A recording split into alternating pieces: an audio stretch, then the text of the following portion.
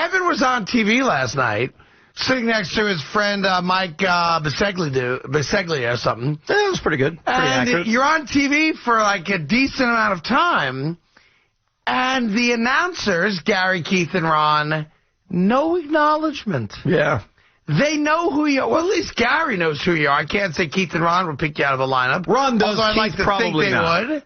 And I'm like, there's my guy, 10-0 Mets, on TV, hat on backwards, like he's from one of the boroughs. I am.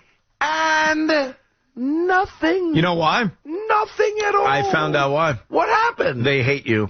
It's got nothing to do with me. And any mention of me leads to a mention of you.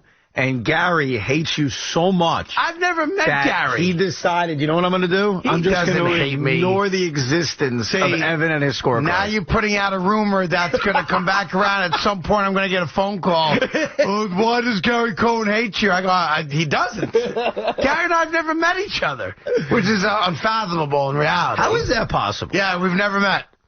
Never met. You've never met Susan Waldman. You've never met Gary Cohen. I don't know that I've ever even been in the same room as either one of them. You guys got to get out more. I mean, trust me, I used to be out enough. Well, I was out enough for many lifetimes. That's why I go straight home now from work. Well, I mean, get out to where you would potentially run into Gary Cohen or Susan Waldman. I mean, the ballpark? Yeah, the ballpark. No, and they've never bought a ticket to a game. Who hasn't? Gary and Susan. So they have no idea what it might be like, and I don't like doing it now either, guilty as charged, sitting in regular seats with people. I love sitting in regular seats with people, even when it's 10-0. It's like I always say, like, when you become a play-by-play broadcaster, now I can't speak to when you were a kid. Obviously, you probably bought a ticket to a game or your old man did or something like that.